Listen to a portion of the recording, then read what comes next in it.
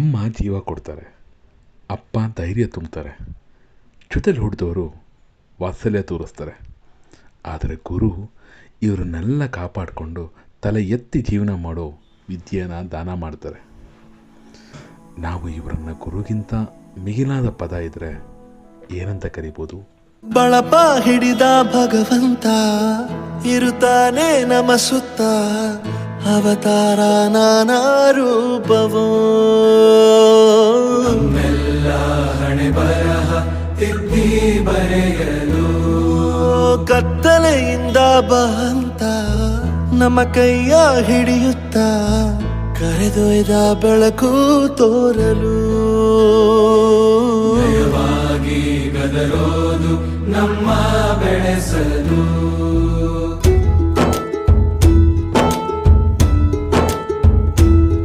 ಭಾಷೆ ಅಮೃತ ಕುಡಿಸೋ ತಾಯಾಗಿ, ಭಾಷೆ ಅಮೃತ ಕುಡಿಸೋ ತಾಯಾಗಿ, ಭವಿಷ್ಯ ಬರೆವಂತ ತಂದೇನೋ ಆಗಿ, ಬರೆವಂತ ತಂದೇನೋ ಆಗಿ, ಚಂದದ ಜೀವನನ ನೀಡಿರೋ ಗುರುಗಳು ನಮ್ಮ ಗುರುಗಳು.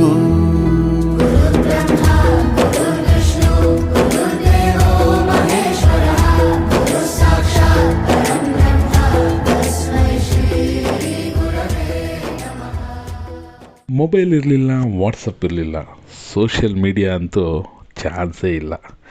ಗ್ರೌಂಡ್ನಲ್ಲಿ ಬಿದ್ದು ಒದ್ದಾಡ್ತಾ ಇದ್ದೋ, ಸರ್ಕಲ್ನಲ್ಲಿ ಜೂಟಾಟ ಆಡ್ತಾಯಿದ್ದೋ, ರೈಲ್ವೆ ಸ್ಟೇಷನ್ ಹತ್ರ ಕಬಡ್ಡಿ ಆಡ್ತಾಯಿದ್ದೋ.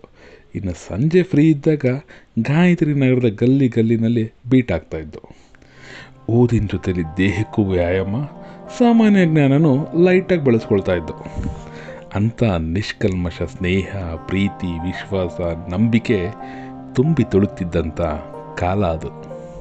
ಪ್ರತಿಯೊಂದು ಮಾತು ಕಲಿತ ಜಾಗ, ಪ್ರತಿ ಹೆಜ್ಜೆ ಗುರುತು ಅರಿತ ಜಾಗ, ಕನಸುಗಳ ಜೊತೆಗೆ ನಡೆದ ಜಾಗ, ಸ್ನೇಹಿತರ ಪ್ರೀತಿ ಪಡೆದ ಜಾಗ.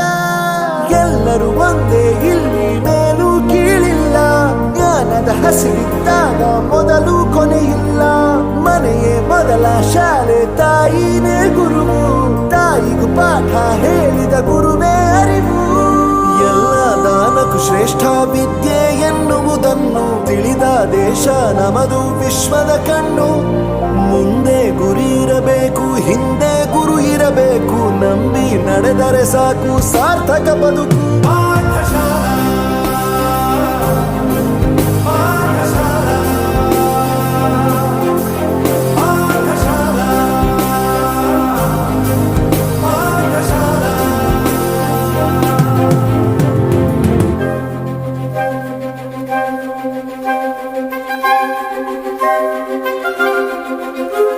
ಬೆರೆಯೋದು ಹೇಗೆ ಕಂಡಿದ್ದಿಲ್ಲಿ, ಜೊತೆಯಾಗಿ ಹಂಚಿ ತಿಂದಿದ್ದಿಲ್ಲಿ, ಹಿರಿಯರಿಗೆ ತಲೆಬಾಗಿ ನಿಂತಿದ್ದಿಲ್ಲಿ, ಬದುಕುವ ರೀತಿ ಕಲಿತಿದ್ದಿಲ್ಲಿ.